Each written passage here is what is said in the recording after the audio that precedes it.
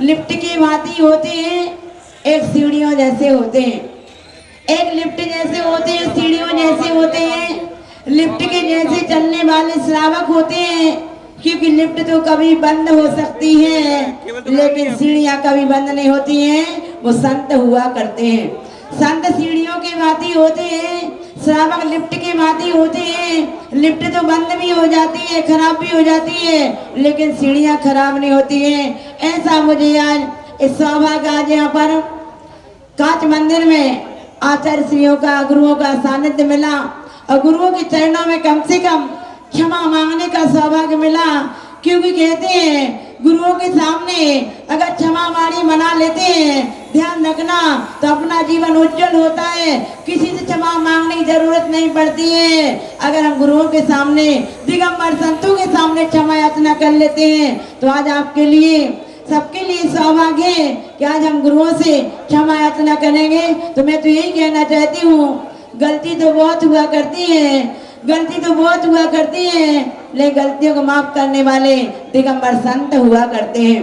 गलतियां तो बहुत हुआ करती हैं, लेकिन गलतियों को माफ करने वाले दिगंबर संत हुआ करते हैं। और दिगंबर संतों में ही कहना चाहती हूँ, दुनिया के हर कोने में जाना, हर कोने में सब कुछ मिल जाएगा, लेकिन जहाँ दिगंबर संत नहीं वहाँ कुछ भी नहीं है।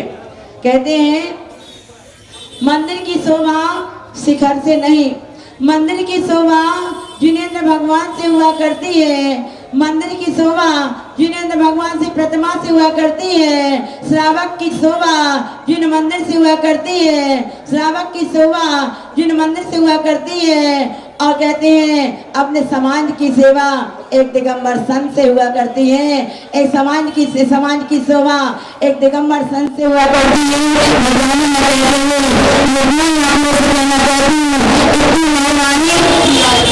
भगवान को समर्पित करती हूँ चार पंक्तियां। इतनी मेहरबानी मेरे ईश्वर बनाए रखना, इतनी मेहरबानी मेरे ईश्वर बनाए रखना, जो रास्ता सही हो, जो रास्ता पर बताए रखना।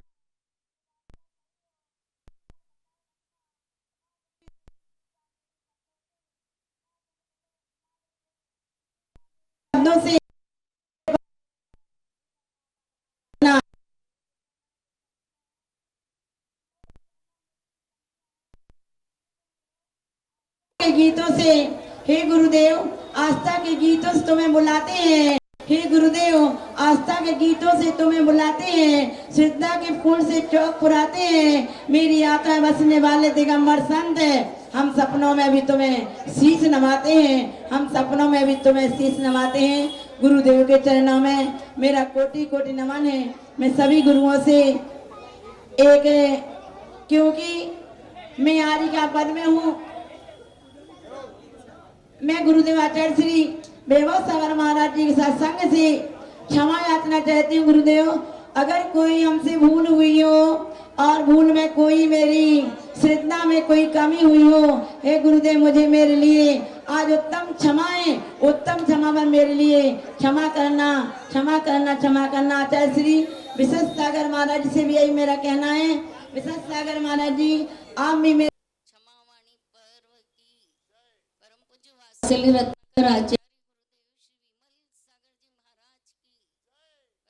आचार्य श्री भरत सागर जी महाराज की जय। परम पूज्य आचार्य श्री विशद सागर जी, विभव सागर जी, विप्रण सागर जी महाराज की, परम पूज्य कन्यारिका यादवात्मती माता जी की, अहिंसा में विश्व धर्म जी की, समस्त मुनि संघ की।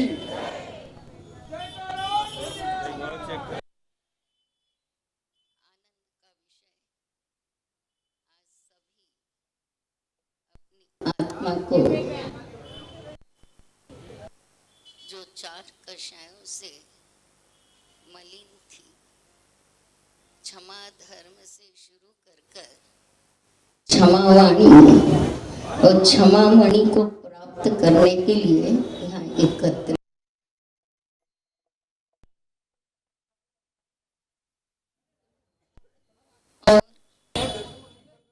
मंदिर में सुंदर भगवान है। तो मंदिर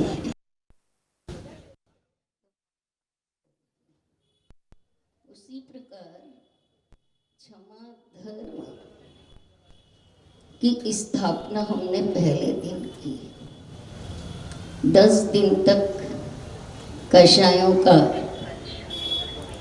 उपाय शमन करने के किए और अंतिम दिन आज पुनः वह पर्वत जहाँ क्षमा धर्म था वह क्षमा वाणी पर्व के सामने रूप में सामने आया।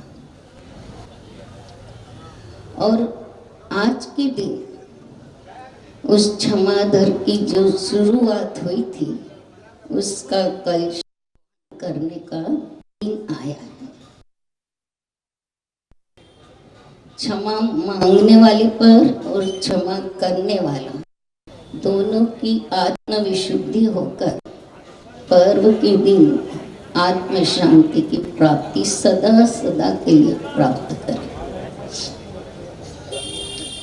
यही पर्व इज़राइल में प्रतिरोध के रूप में मनाया जाता है। 16 सितंबर को पूरा समाज इकट्ठा होता है और साथ में जितनी भी गलती होती है उसकी क्षमा, उन भूलों की क्षमा आत्मा में रमन करते हुए, अर्थात वे लोग 10 मिनट आत्मा में बात करते हैं कि हमारी क्या क्या गलती हो, फिर प्रायश्चित लेते हैं। ये प्रायरित रूप से उनके यहाँ ये 16 सितंबर को मनाया जाता है। इसीलिए इज़राइल में जो जिन धर्म की क्षमावाणी पर्व का ये महीना चलता है, इसी आसपास आती उन्होंने एक तारीख फिक्स करी, तो वहाँ पर आप देखेंगे कि संगठन है, विवाद कम है।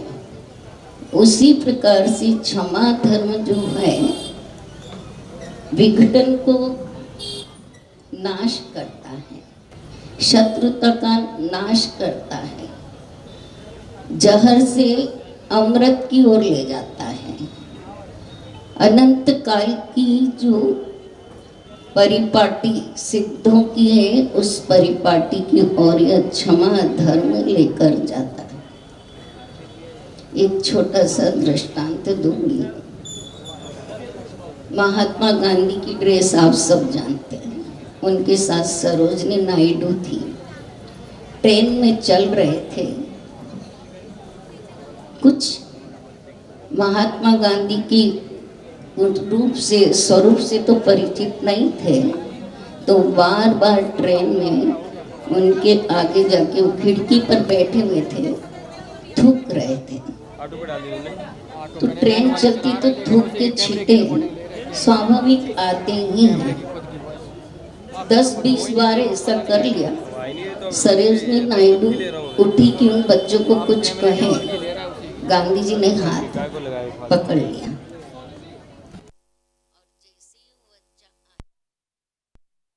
ने कहा, बेटे तुम थक गए, मेरे हाथ में थूक। ये क्षमा।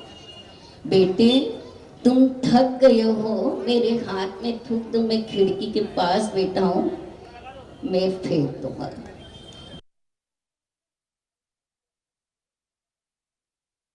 वह क्षमा में परिवर्तित, उस क्षमा भाव को धारण करने वाला सामने वाले को भी क्षमा धर्म में प्रवर्तित कर देता है। हम लोगों को प्रतिकूलता में रहने की आदत नहीं है।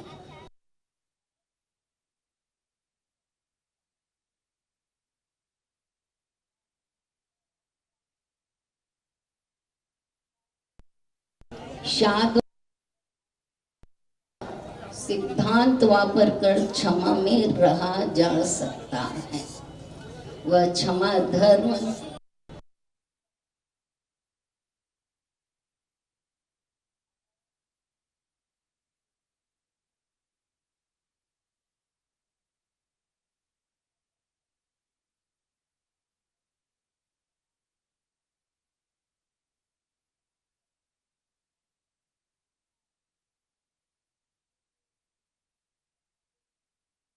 पत्थर डाला बच्चों ने, वो लहर देता है। बच्चा पूछता है आप मुस्कुरा क्यों रहे, मैंने तो पत्थर मारा। वह समुद्र, मेरी कठोरता को तुमने कम कर दिया इसलिए मैं आनंद मना रहा हूं, तुम्हें लहरों को दे रहा हूं।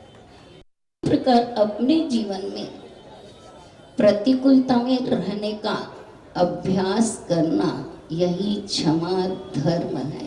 इसलिए 4 मिले 64 मिले, 20 करे कर जोड़, क्षमा ऐसी चाहिए हर से 60 करो। यही अपने जीवन में सिद्धांत अपना रहे।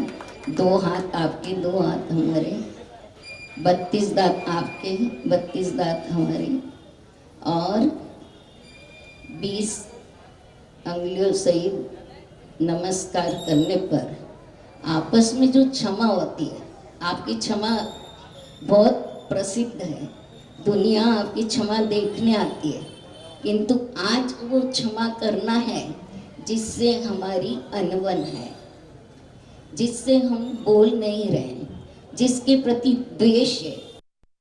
द्वेष को मिटाने वाला पर्व है, तो हम उससे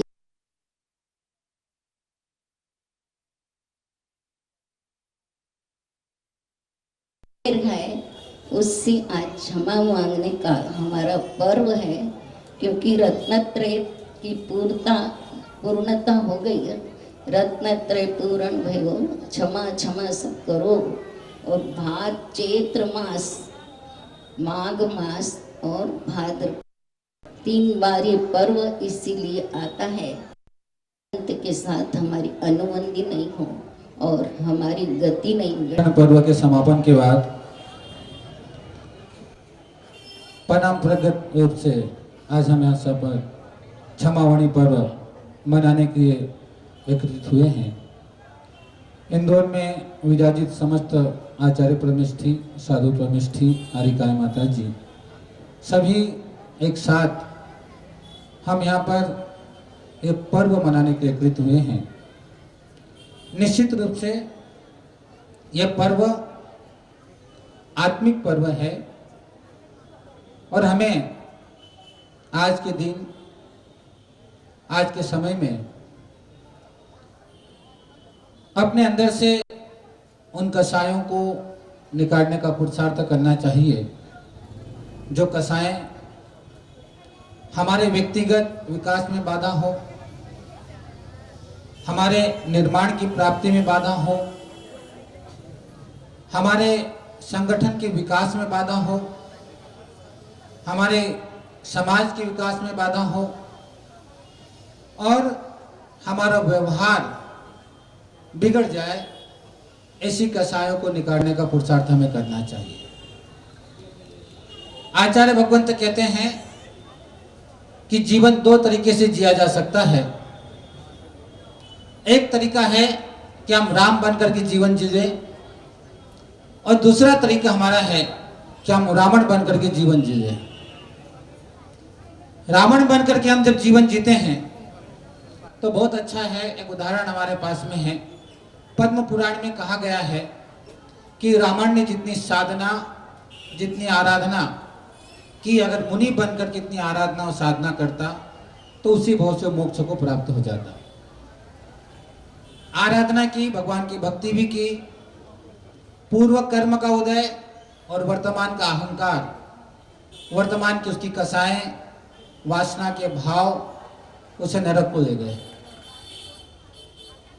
लंका थी, सोने की लंका थी, पूरा परिवार भरा हुआ था, पर उसने अपने जीवन को बदला, अपने जीवन को परिवर्तन कर लिया कसायों के कारण और पूरा परिवार बिखर गया। लंका जैसी नगरी उसके हाथ से निकल गई, वो मरण को प्राप्त हो गया। भाई ने अपना साथ छोड़ दिया और एक राम का जीवन था कि जिन्होंने मात्र पिता के वचनों को निभाने के लिए, पिता का वचन न टूटे, पिता के ऊपर इल्जाम ना आए कि एक राजा ने वचन तोड़ दिया है, उन पिता के वचनों को निभाने के लिए स्वयं ने वनवास को स्वीकार किया और राज्य पाठ छोड़ करके निकल चुके। विचार करना, उसने सब छोड़ा और जब जंगल की ओर निकले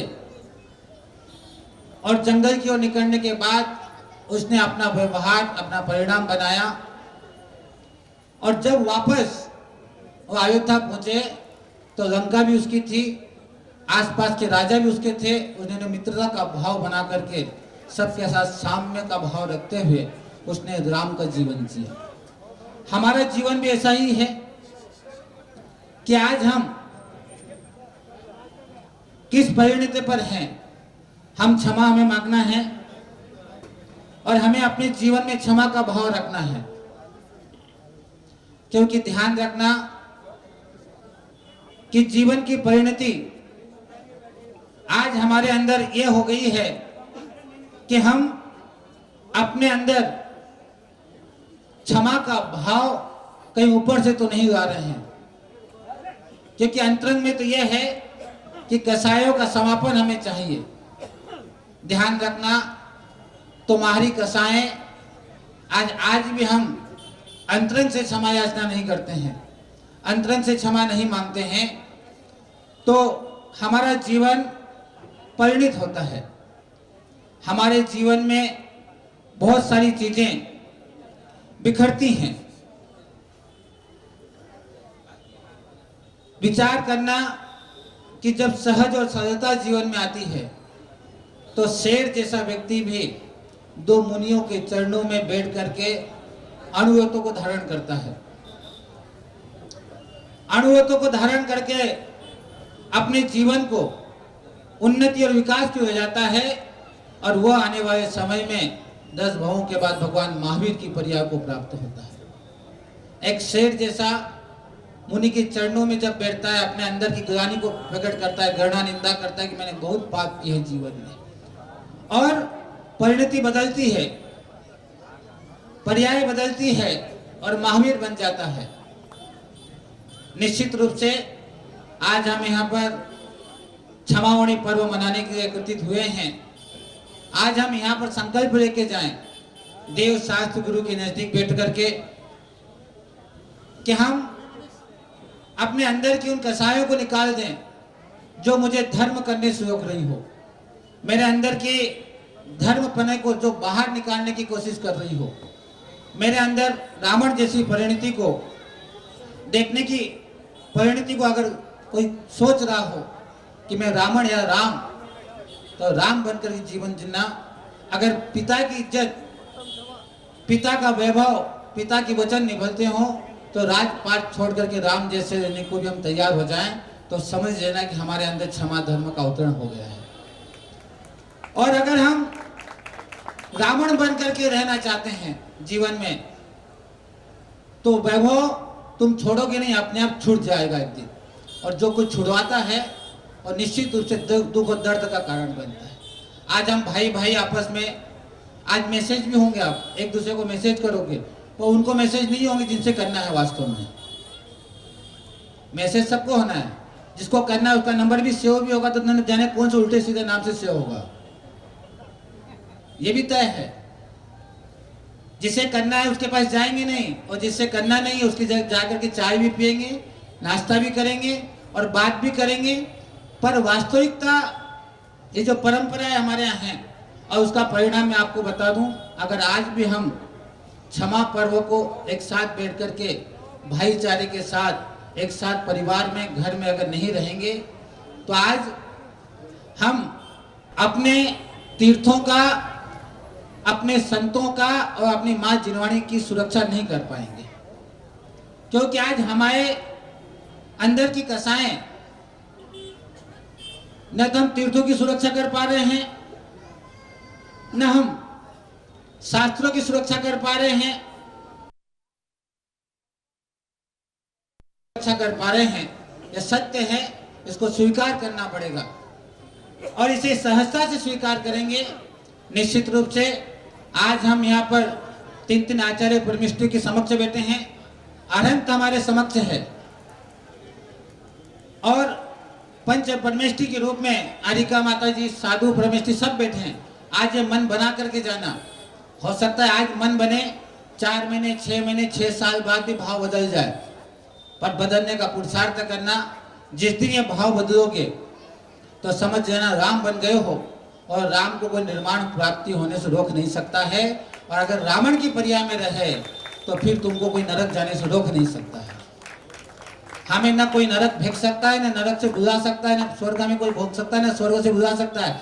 हम अपनी परिणति से निर्माण को प्राप्त करेंगे और हमारी परिणति से हम नरक को भी प्राप्त कर सकते हैं। आज स्थिति इससे भी देनी है हम कि हम व्यक्तिगत बात करें तो आज हमारे तीर्थों के ऊपर हम रोज सोचते हैं, कई मंदिर टूटने की बात आती है, कई कब्जे होने की बातें आती हैं,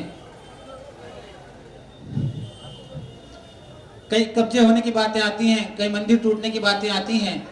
अगर इनकी सुरक्षा करना है और माँ जिनवाणी की सुरक्षा करना है तो निश्चित रूप से हमें इन तीनों के प्रति भी क्षमा का भाव धारण करते हुए अपने जीवन में अवनति परिणति को बदलना पड़ेगा, और हम अपने जीवन को निश्चित रूप से परिणति को भूल जाएंगे। यहाँ उपस्थित समस्त आचार्य परमेष्ठी महाराज, समस्त कालिका माता जी, मुनि महाराज, इनसे भी हम मन से वचन से कायकृत कर्मपूर्वक कोई हमसे बुद्धिपूर्वक आपका विनय हुआ हो और हमसे कोई गलती हो तो भगवान हम लोगों पर, छोटे साधुओं पर, आपके रघुनंदनों पर हमें क्षमा का भाव धारण करने की ऐसी भावना हम प्रकट करते हैं भगवान। और निश्चित रूप से यह परिणति ही हमारे निर्माण का कारण बनेगी। ओम नमः सिद्धेभ्य। हमको जो कहना था वो बात इन्होंने 2 मिनट में कहती थी। क्या नाम है, सुसृजने पर ध्यान रखिएगा।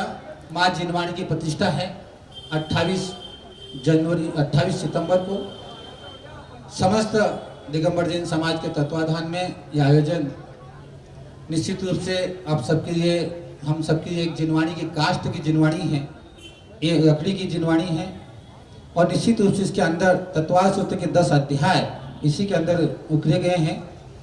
इसी के अंदर 10 अध्याय की 10 पेटे भी हैं। तो निश्चित रूप से इस जिनवाणी को भी आप अपने घर में विराजमान कर सकते हैं।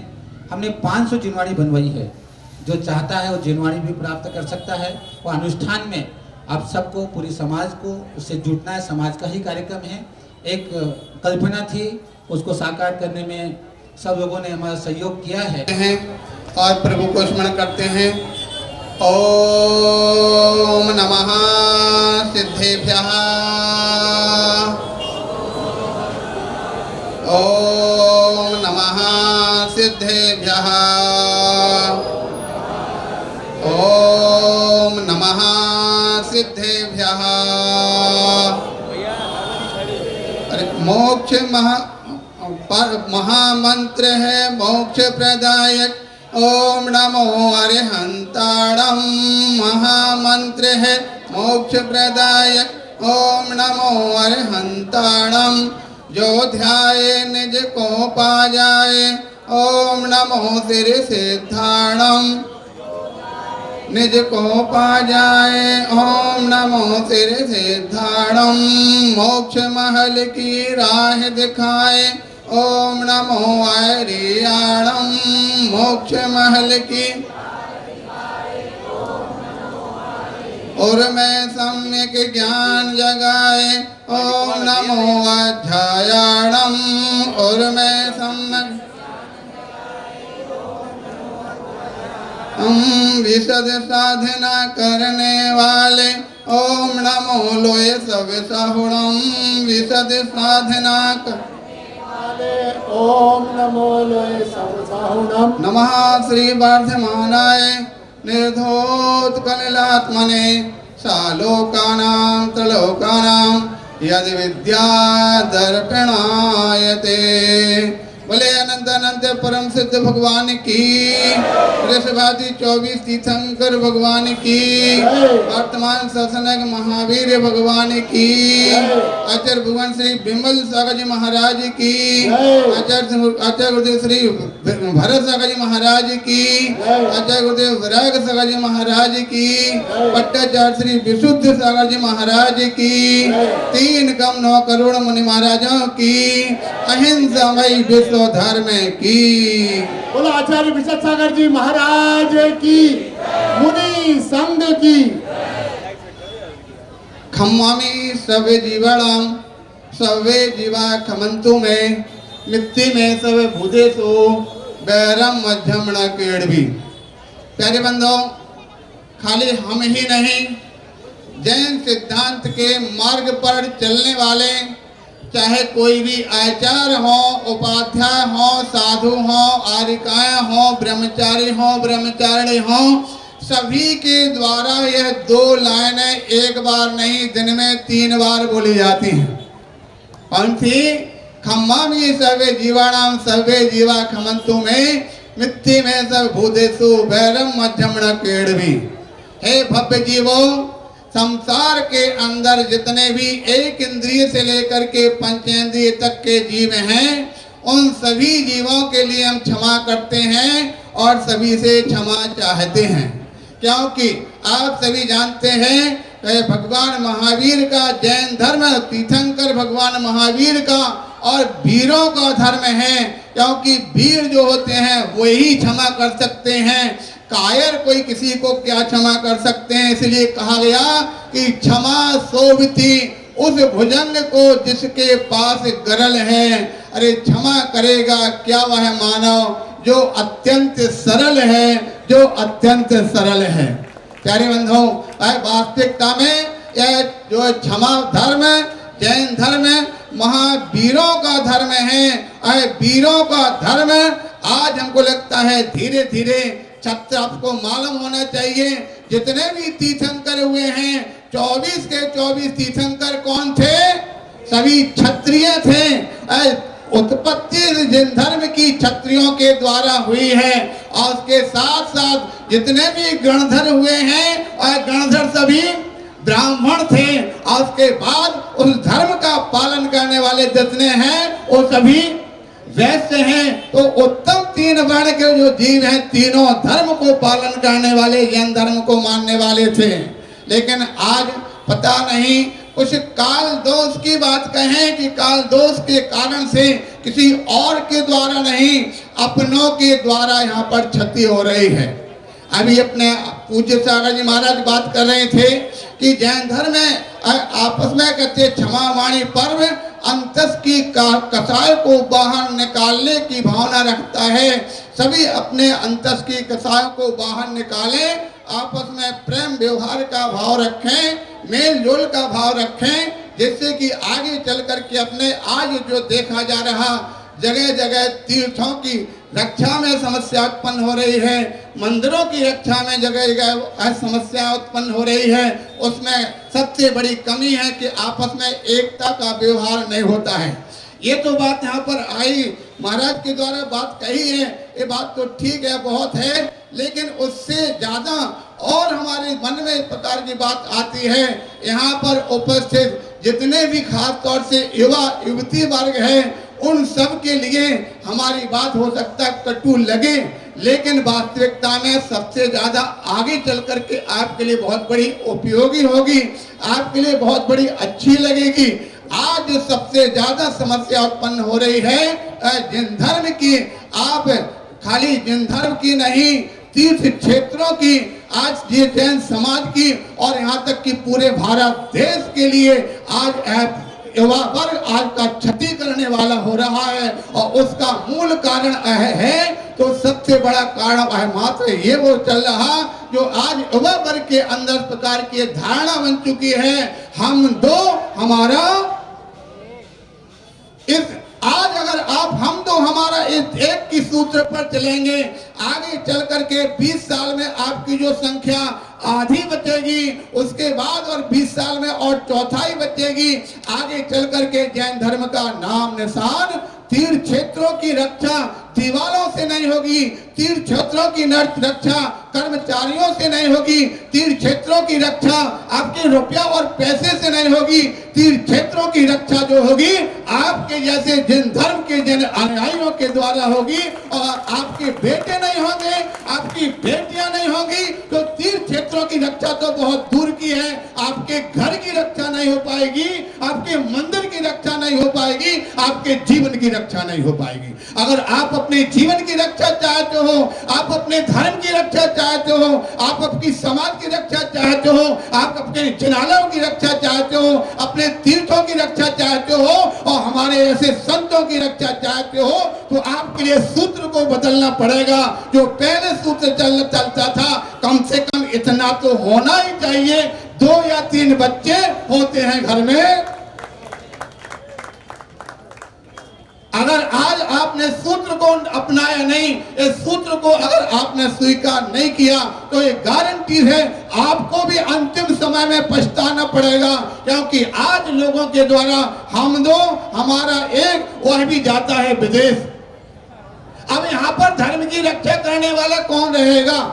आज लोगों की धारणा बन गई, अगर बेटे 2-3 हो जाएंगे उनको पढ़ा नहीं पाएंगे, क्योंकि शिक्षा आज इतनी अधिक महंगी हो गई है। पढ़ाई के लिए इतने, अरे भाई अगर महंगी शिक्षा है तो कहीं कहीं सस्ती भी शिक्षा है। जरूरी थोड़ी कि तुम्हारा अगर अपने बेटे को पढ़ा लिखा करके और बहुत अच्छा शिक्षा दे दिया तो बहुत बड़ा कर्मचारी कलेक्टर बन ही जाएगा।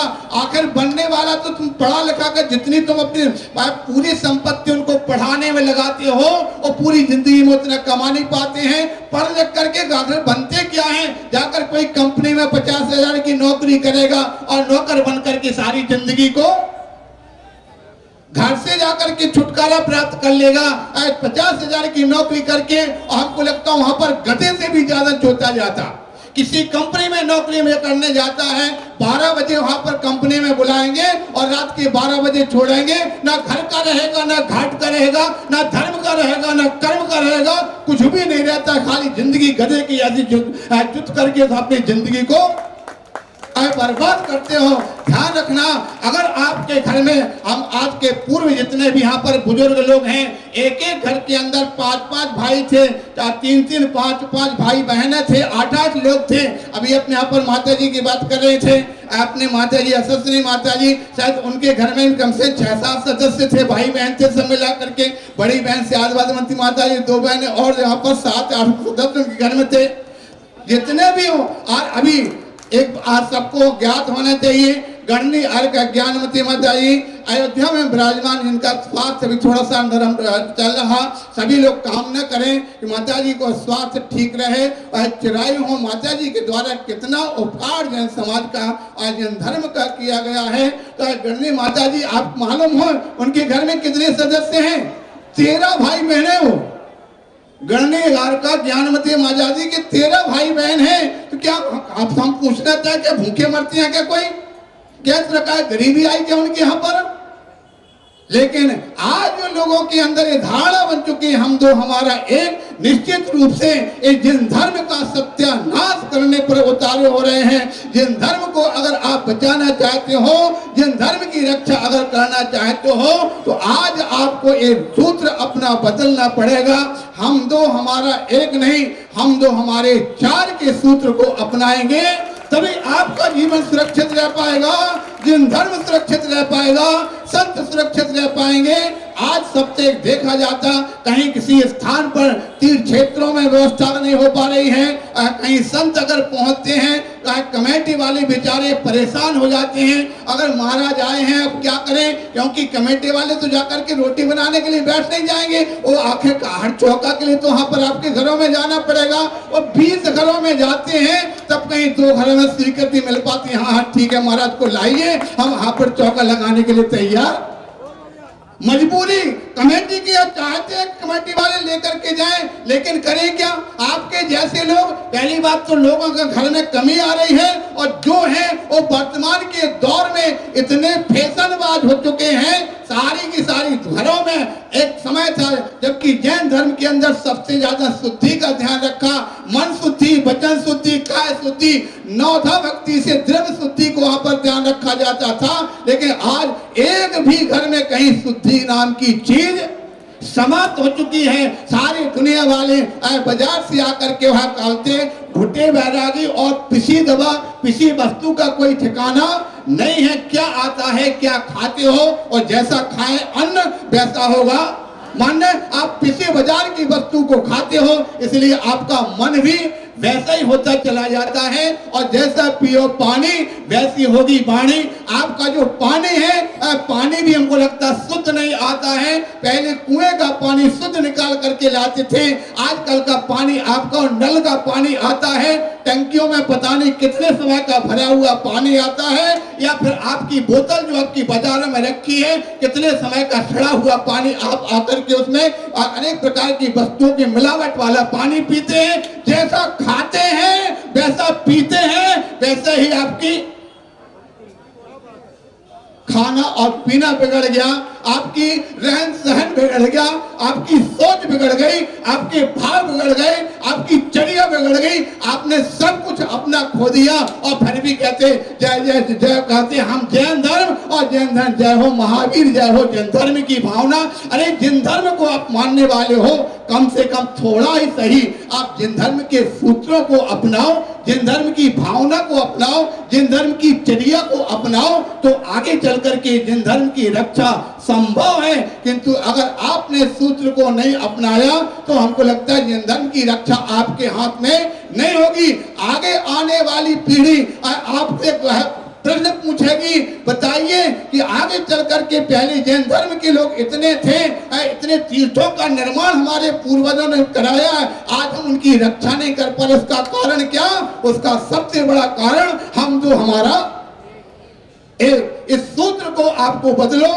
सूत्र आप बदल देंगे तो निश्चित रूप से हम मान लेंगे कि आज आपने क्षमावाणी पर्व का मनाया। अगर आपने सूत्र को नहीं माना, नहीं अपनाया, नहीं बदला, हम नहीं मान सकते कि आपको क्षमावाणी पर्व, सबसे बड़ी क्षमावाणी हमारे प्रति होगी, भगवान महावीर के प्रति होगी, तीर्थंकर भगवान 24 तीर्थंकर के प्रति होगी। जिन धर्म के प्रति सबसे बड़ी क्षमावाणी तभी होगी जबकि आप इस सूत्र को अपने जीवन में बदलेंगे, 2 या 3 का सूत्र अपने जीवन में अपनाएंगे, तभी आगे चल करके भगवान का अभिषेक करने के लिए आपका बेटा आएगा, अभिषेक करेगा। अगर आपके मंदिर में कहीं अभिषेक करने के लिए आपका बेटा धोती पहन करके जाता, आपको कैसा लगता है? लेकिन जब होगा ही नहीं तो किससे अभिषेक कराओगे?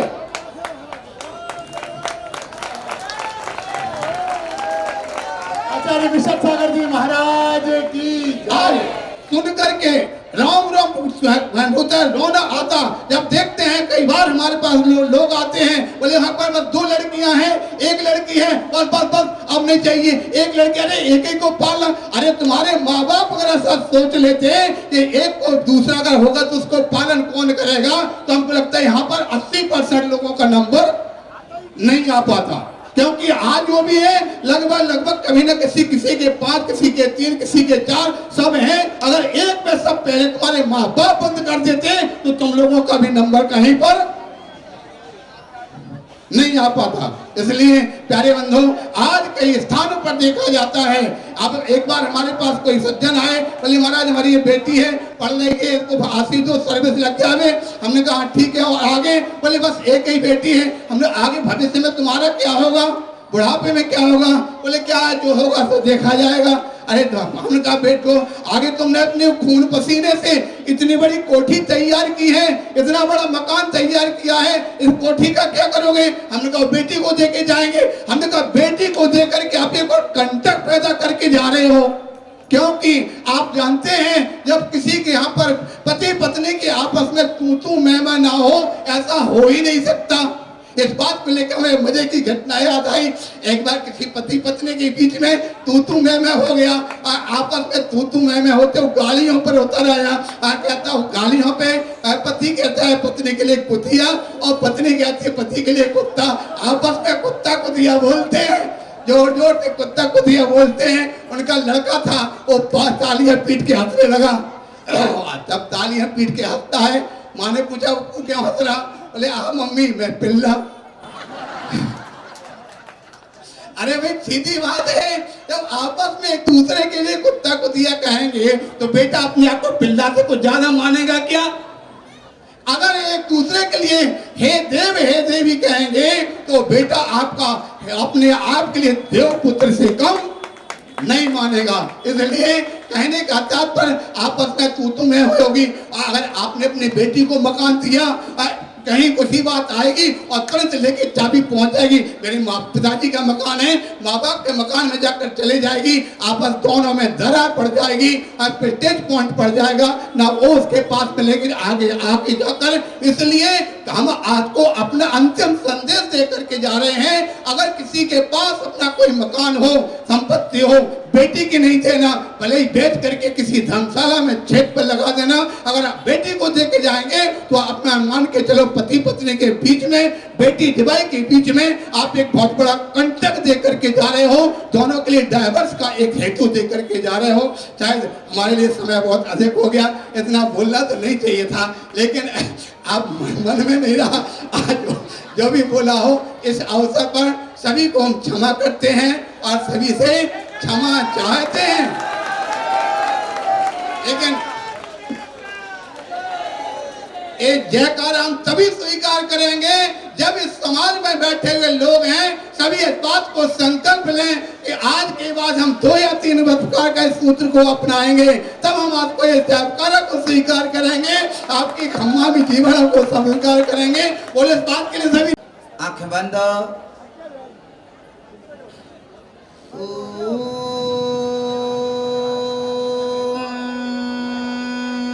नमः सिद्धेभ्यः।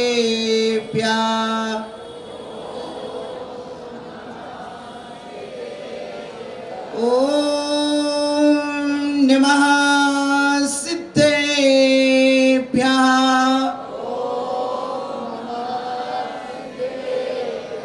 ओम नमः सिद्धेभ्यः।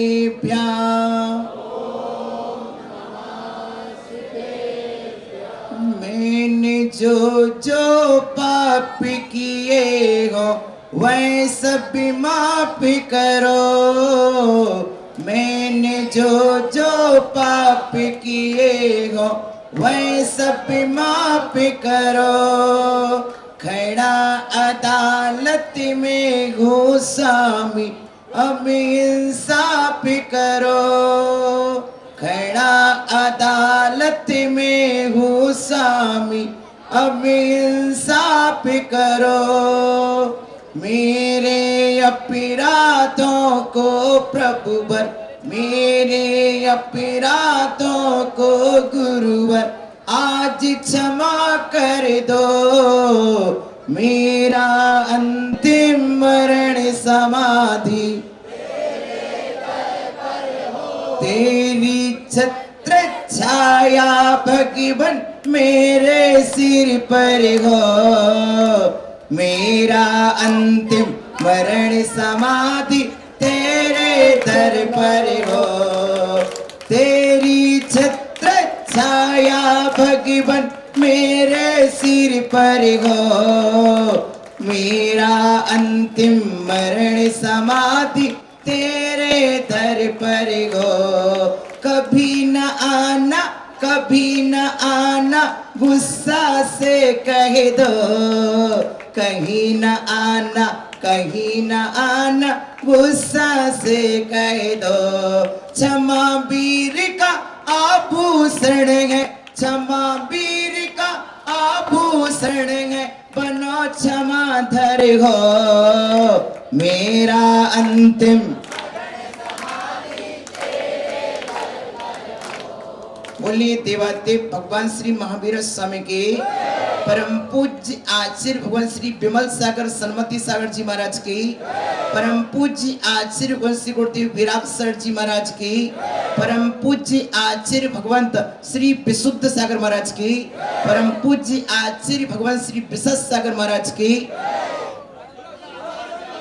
महाराज की, मुनि संघ की। प्यारे बंधुओं, सर्वप्रथम तो अपने दोनों हाथ, आज तक आपने गुरुदेव से आशीर्वाद पाया है। आज अपने मुक्त हाथों से अपने हाथों को आशीर्वाद की अभय की मुद्रा में उतर उठाइए। बोलिए खम्मा में, खम्मा में। किस तरह मुद्रा? मेरी तरह। खम्मा में, खम्मा में, खम्मा में सब जीवाणम, खम्मा में सब जीवाणम, सब्बे जीवा खमंत में, सब्बे जीवा खमंत में, मिट्टी में, मिट्टी में, मिट्टी में, सब भूतेषु बैराम, बैराम, मध्यम, नाकेणवी, नाकेणवी, मैं सब जीवों को क्षमा करता हूँ, मैं सब जीवों को क्षमा करता हूँ, सभी जीव मुझे क्षमा करें, सभी जीव मुझे क्षमा करें, मेरी सभी में मित्रता है, मेरी सभी में मित्रता है, मेरा किसी से बैरभाव नहीं है, नहीं है। प्यारे प्यारे बंधुओं, हमने आचार्य समंतभद्र स्वामी अकलंक स्वामी की गर्जना को तो नहीं सुना, पर आचार्य विशद सागर महाराज की गर्जना को सुनकर के आज जान लिया कि समंतभद्र स्वामी किस तरह से बोलते होंगे। प्यारे प्यारे बंधुओं, ना धर्मो धार्मिक कैर बिना, समंतभद्र स्वामी ने जिस सूत्र को आज से 2000 साल पहले रत्नकंड श्रावकाचार्य में समाज को दिया था, आज वही सूत्र 2000 वर्ष के बाद इंदौर शहर के हृदय स्थल कांच मंदिर पर आचार्य विशद सागर ने महाराज को देकर के समंतभद्र की देशना को फिर से जयवंत बनाया है। आपके भविष्य को 2000 साल पहले देखा था समंतभद्र ने कि धर्मात्मा रहेंगे तो धर्म रहेगा, धर्मात्मा जिएंगे तो धर्म जिएगा, धर्मात्मा बचेंगे तो धर्म बचेगा।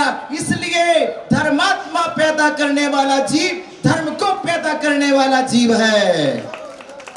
जिसके घर में जितने धर्मात्मा होंगे उसके घर में उतना अधिक धर्म होगा। प्यारे बंधुओं, याद रखो, ऋषभ, ये तुम्हारे, खड़ा हो जाओ बेटा, ये ऋषभ तुम्हारे बीच में बैठा है। ये ऋषभ 4 महीने से कांच मंदिर से जाकर के जेल कॉलोनी में हर करा। क्यों करा रहा विमल जी, क्यों करा रहा? क्योंकि आपके घर में 4 बेटे हैं, 3 बेटे दुकान संभालते हैं, चौथा बेटा महाराज को संभालता है। प्रत्यक्ष उदाहरण है। यदि ये बेटा 4 ना होते, अकेला होता तो कैसे करते?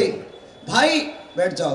देखो, आपके बीच में आकाश पांडे बैठा, 4 माह से चौका लगा रहा। क्यों लगा रहा? अपनी दम पर नहीं, छोटे भाई विकास की दम पर आकाश चौका लगा रहा। प्यारे बंधुओं, अपने घर में छोटा बड़ा कोई भी होता है तो हमारा बहुत बड़ा सहारा होता है, संबल होता है। हमें यदि धर्म करना है तो हमारे धर्म में सहयोगी हमारे घर का भाई होना चाहिए। क्षमा वाणी का मतलब है 1 वर्ष के बाद नया संदेश, समाज की आवश्यकता को पूर्ण करने वाला संदेश।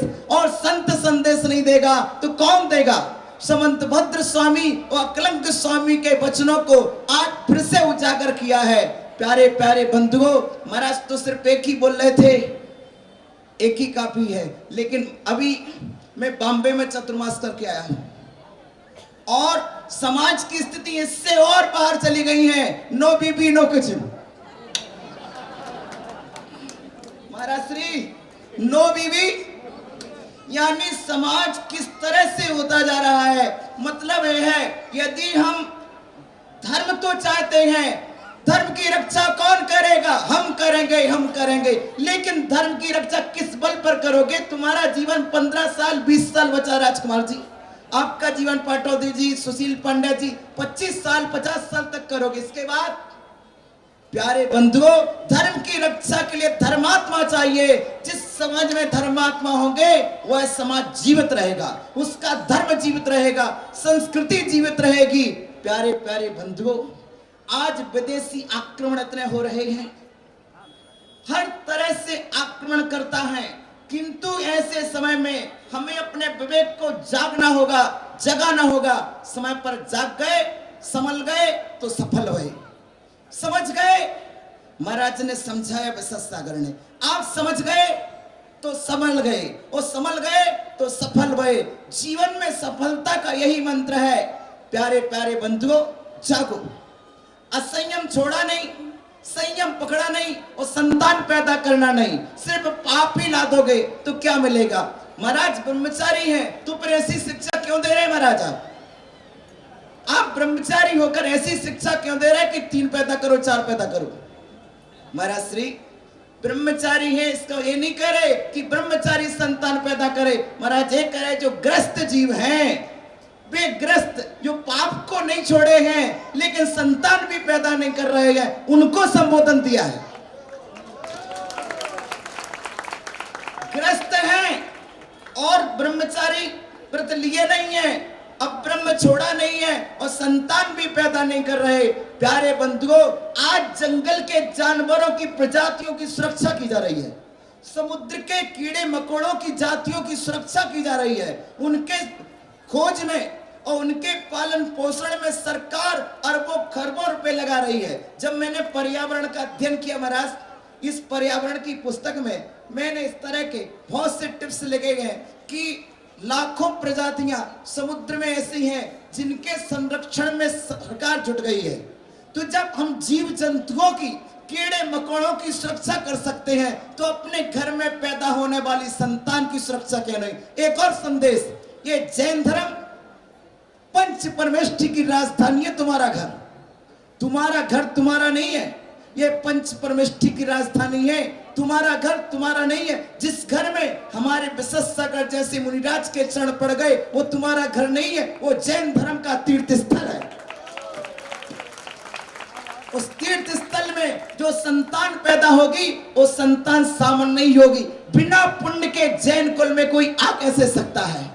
तुम सोच रहे तुम पालोगे, तुम्हें नहीं पालना है, उसका पुण्य स्वयं पालेगा। जब हनुमान जी अंजना की कोख में थे तो अंजना वन में 22 वर्ष की अवस्था में वनवास में थी ना, तब अंजना ने गुफा में जन्म दिया था हनुमान का। बोलिए पालन पोषण हुआ कि नहीं हुआ? हुआ कि नहीं? प्यारे बंधुओं, प्रत्येक जीव अपनी विधि का विधान लेके आता है। हम समय सार में पढ़ते हैं कर्तृत्व बुद्धि छोड़ो, लेकिन हम कर्ता स्वयं बनते हैं। मैं पालूंगा बेटा को। प्यारे बंधुओं, तुम पालने वाले नहीं हो, तुम तो सिर्फ निमित्त मात्र हो सकता है तीर्थंकर के पिता के घर में एक ऐसा तीर्थंकर पैदा हो जाए जो पिता को क्या पूरे राज्य को भी कीर्ति के छत्र पर पहुंचा दे। प्यारे बंधुओं, आप सभी के लिए आज क्षमावाणी पर्व के पास पर हमारे महाराज सिंह ने जो संदेश दिया है, राम के बोलने के बाद लक्ष्मण को कोई अवसर नहीं रह जाता है। लेकिन क्या करूं महाराज, जहां राम का तीर रावण का, वहां पर हो सकता लक्ष्मण का तीर काम आ जाए। भाई हो सकता है राम वहां तक तीर ना चलाएं, राम जरा सी दया कर दें तो लक्ष्मण का तीर वहां तक पहुंचता है जहां से पाप का अंत होता है। प्यारे प्यारे बंधुओं, आप सभी से यही भावना और यही विनम्र निवेदन है कि समाज बचाइए, धर्म बचेगा। समाज बचाइए, धर्म बचेगा। और एक और संदेश 2 मिनट के भीतर, हमारी जैन समाज की शादियां जैन समाज में ही होनी चाहिए। देखिए, 2 तरह से आप घाटे में जा रहे हैं, 2 तरह से। एक तो जन्म की संख्या कम कर दी आपने, दूसरी बात आपके कल्प वृक्ष, आपके घर में जो कल्प लताएं जन्मी थी वे दूसरे जगह जाएंगी तो उसके फल क्या तुम्हें खाने मिलेंगे? आपके घर में 20 साल तक जो पौधा लगा और वह दूसरे जगह चला गया तो फल तुम्हें खाने मिलेंगे क्या? इसलिए अपनी समाज की बेटियां, समाज के बेटों का विवाह आपकी समाज में होना चाहिए। जैसे हम बागड़ की धरती लोहारिया बांसवाड़ा में सब जगह देख के आए कि उनकी शादियां उनके समाज में ही होगी, इस तरह से पूरी इंदौर समाज से आज क्षमावाणी के अवसर पर पूरे मध्य प्रदेश भारत देश से ये विनम्र मेरा संदेश है कि समाज बचाइए, धर्म बचेगा। बोलो। दूसरा संदेश है, हमारे बेटे, हमारे बेटियां, हमारी समाज। मथुरा की गाय, शुद्धोपयोग, मथुरा की गाय और मथुरा की बेटी मथुरा के बाहर नहीं जा सकती। मथुरा की गाय, सोच रहे आप, मथुरा की गाय मथुरा के बाहर नहीं जा सकती, तो तुम्हारी जैन समाज की बेटी जैन समाज के बाहर क्यों? बोलो ना। ये प्रश्न आपके लिए है, ताकि आप मजबूत समाज बनाइए, संगठन को मजबूत बनाइए, सिद्धांतों के मजबूत बनिए, एक दूसरे को सहयोग करिए। इंदौर समाज का संगठन, इंदौर समाज का बल। गुरुदेव एक ही बात कहते, गुरुदेव विराग सागर जी, संघे शक्ति कलौ युगे, संगठन में एकता में बल है। प्यारे बंधु, एकता में शक्ति है। इसी महामंगल भावना के साथ आपके लिए क्षमा वाणी पर सबको क्षमा, सबसे क्षमा। और एक संदेश आपके लिए, मैं इंदौर शहर में आया हूं, एक भावना को लेकर के आया हूं। चतुर्मास के साथ मैं आपके लिए एक ऐसी बड़ी चीज, ऐसा बड़ा सपना कि इंदौर शहर में मुझे दीक्षा देना है, और लगभग 9 दीक्षाएं मेरे द्वारा,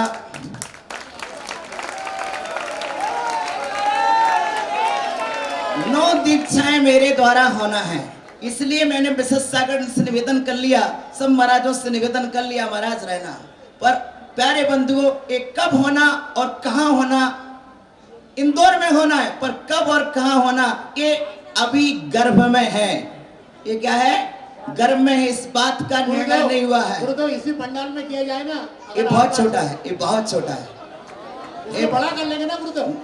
प्यारे बंधुओं, तुम तो आगे बढ़ो, फिर हम सोचेंगे। प्यारे बंधु, लेकिन संदेश दे दिया, मुझे एक सपना साकार करना है, एक सपना साकार करना है, और आप सबका सहयोग और भावना चाहिए। एक व्यक्ति समाज में ऐसा तैयार मिलेगा जो इस कार्यक्रम को कराने वाला, कोई ना कोई समाज में मुझे मिलेगा। ओम नमः शिवाय। हमने आचार्य विशद सागर जी महाराज को राम के रूप में सुना, आचार्य विभव सागर जी महाराज को लक्ष्मण के रूप में सुना। अब हमारे भरत या हनुमान की तैयारी है। उसके पूर्व हमारे इंदौर शहर के लोकप्रिय सांसद, चूंकि दिल्ली में उपराष्ट्रपति का चुनाव है, वे हमारे बीच में नहीं है, उन्होंने सभी समाजजन को संदेश दिया है क्षमावाणी का। हमारे बीच में इंदौर शहर कांग्रेस के अध्यक्ष भाई चिंटू जी चौक से हैं। मैं निवेदन करूंगा कि आप गुरुदेव को श्रीफल भेंट करें। पार्षद राजीव जैन हमारे बीच में हैं।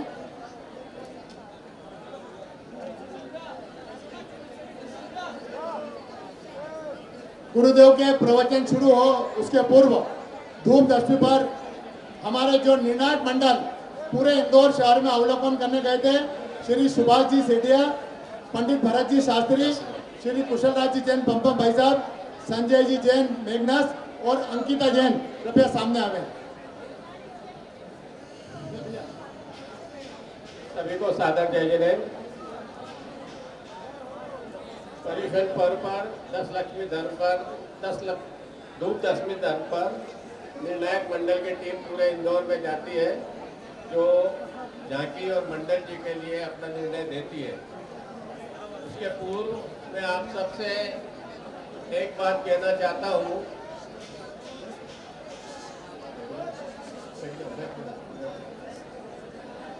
बंधुओं, आज के बाद शायद आपके साथ मिलने का मौका नहीं मिले बोलने का, क्योंकि मेरे को 7 साल हो गए प्रदीप जी के साथ महामंत्री के रूप में, और 7 साल हो गए समाज को अध्यक्ष के रूप में, क्योंकि 14 साल हो गए और मेरा टर्म अब पूरा हो रहा है।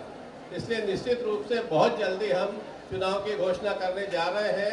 अगले सत्र में, अगली क्षमावाणी पे आपको नया अध्यक्ष मिलेगा। हमारी निर्णायक टीम में श्री सुभाष जी सेठिया, कुशल राज जी जैन पंपम, भरत जी शास्त्री और श्रीमती अंकिता जैन के अंदर थे। धूप दशमी 2025 मंदिरों में निर्मित झांकियों के परिणाम। श्री 1008 पद्म प्रभु दिगंबर जैन मंदिर वैभव नगर इंदौर प्रथम, श्री दिगंबर जैन पंचायत मंदिर छावनी इंदौर द्वितीय, श्री पंचपालियती मंदिर विजयनगर तृतीय।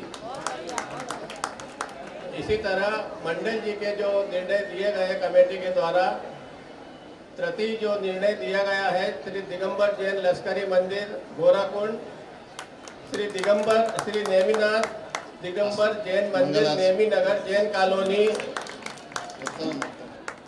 द्वितीय पुरस्कार जो दिए गए हैं परदेसीपुरा जैन समाज उपसर्ग विजेता सोशल ग्रुप, 1008 पार्श्वनाथ दिगंबर जैन मंदिर गोकुल नगर, और प्रथम जो गया है श्री पार्श्वनाथ दिगंबर जैन मंदिर गोयल नगर। क्योंकि गोयल नगर के यहाँ पर कोई नहीं है इसलिए उनको बधाई तो देना ही है। सभी को बहुत बहुत बधाई दिगंबर जैन समाज सामाजिक संसद की ओर से, और आप सबसे इस पोजीशन पर की क्षमावाणी पर मैं मन वचन काय से, मेरी ओर से और सामाजिक संसद की ओर से सभी से मन वचन काय से उत्तम क्षमा चाहता हूँ। आप सब मुझे क्षमा करें और मैं भी आप सभी को क्षमा करता हूँ। जय जिनेन्द्र, जय जिनेन्द्र। सभी हमारे बीच में उपस्थित आचार्य श्री को, महाराज श्री को बार बार नमोस्तु, माता जी को बहुत बहुत वंदामी। जो प्रवचन हमने यहाँ सुने निश्चित ही बहुत सारगामित प्रवचन आज महाराज जी ने दिए हैं। मेरे ख्याल से इससे अच्छे प्रवचन कभी नहीं हुए इस पंडाल के ऊपर। महाराज जी राम लक्ष्मण और भरत की जोड़ी, जो विशाल जोड़ी यहाँ पर बैठी हुई है, निश्चित आप सबको आनंद आया होगा और कुछ न कुछ तो महाराज जी ने जो बोला उसको अपनाना चाहिए, यही मेरा निवेदन है। जय जिनेन्द्र। बिना किसी विलंब के आचार्य विश्वनाथ सागर जी महाराज के चरणों में बारंबार नमोस्तु करते हुए, महाराज जी आपकी प्रवचन से, आपके उपदेश से हम सबको कृतज्ञ करें। आचार्य विश्वनाथ सागर जी महाराज की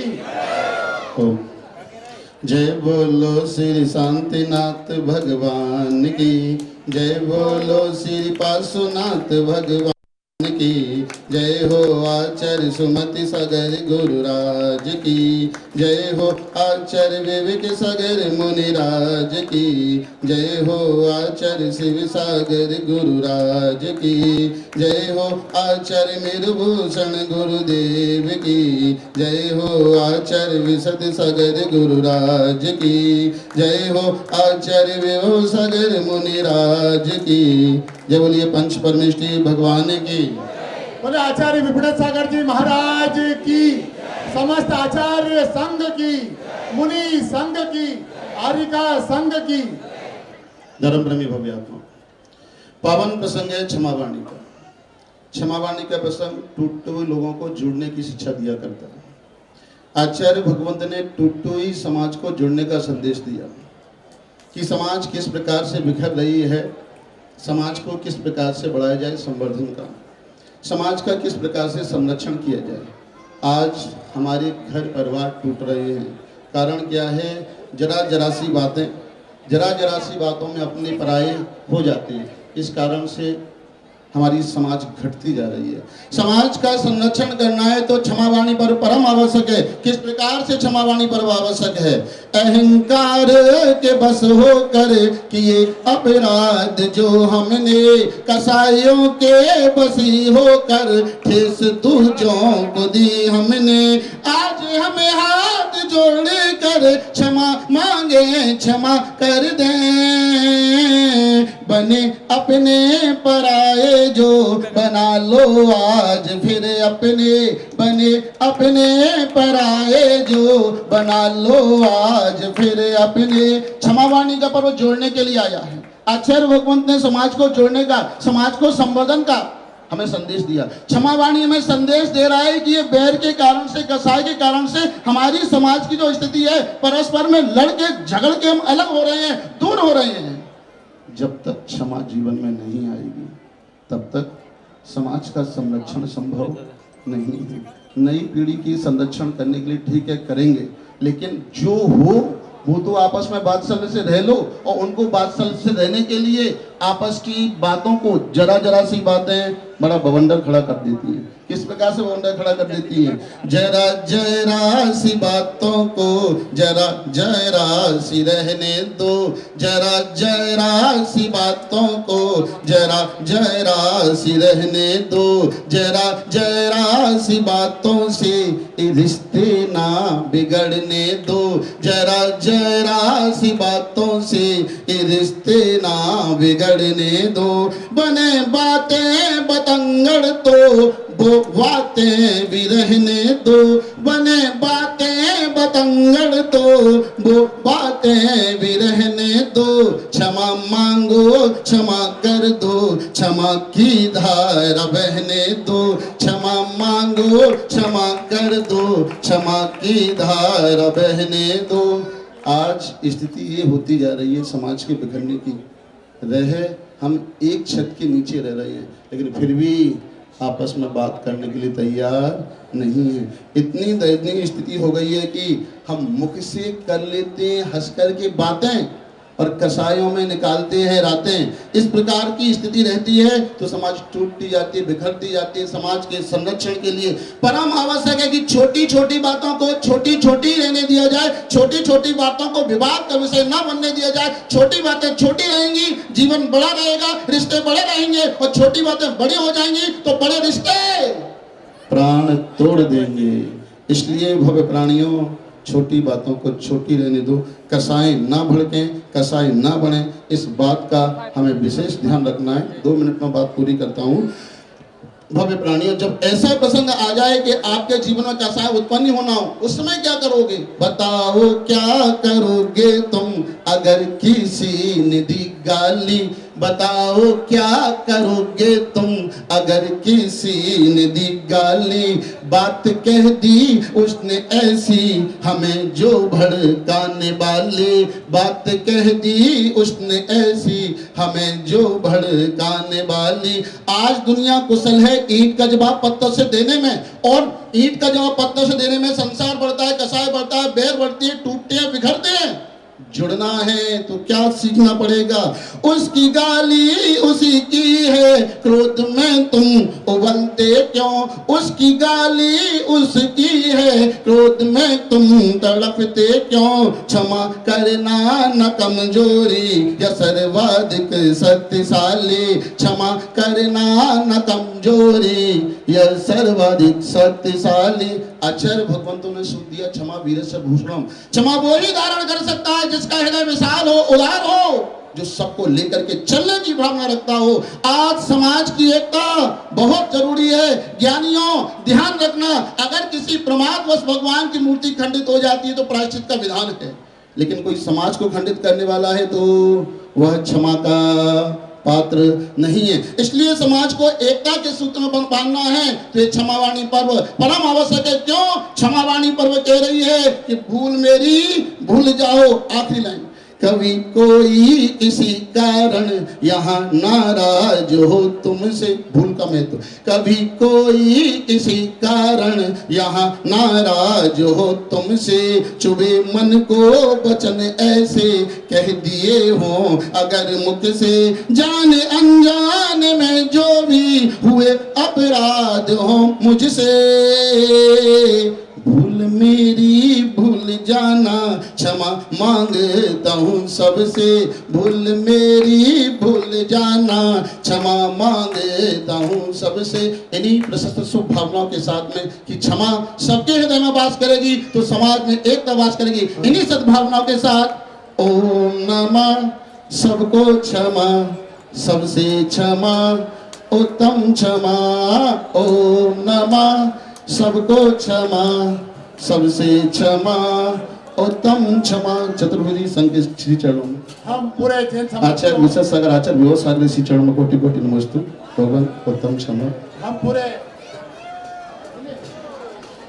हम विशेष आभारी हैं राज मंदिर समाज के, विशेषकर मनीष गंगवाल, ऋषभ जी लोहाड़े और राजकुमार जी जैन का।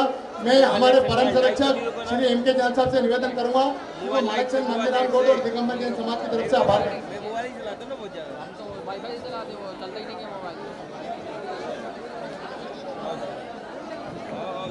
कर्म प्रबंधिकदै रवे निदाप्तम ज्ञात्वा विभक्ति वस्ता परमाधिदेवम त्वं श्री कलमसगलम मतिहादेवा शुद्धोदधि रविज्ञान साभिषेकम ओम क्रीं क्रीं मैं हरवम हरम शमरम पम पम मम मम सम सम तम तम पम जम जम जिम जिम छिम छिम द्रम द्रम द्रेम द्रेम द्रावय द्रावय। ओम नमो अरहते भगवते श्रीमते पवित्र जलिना जिनमभिषेच यावेते स्वाहा। ओम ह्रीं से विश्वादि वेदांतान जलेन स्नापयामि ते स्वाहा। सकल वन्नाथम तम जिनंतम शंते ऋषि मार्तम स्नान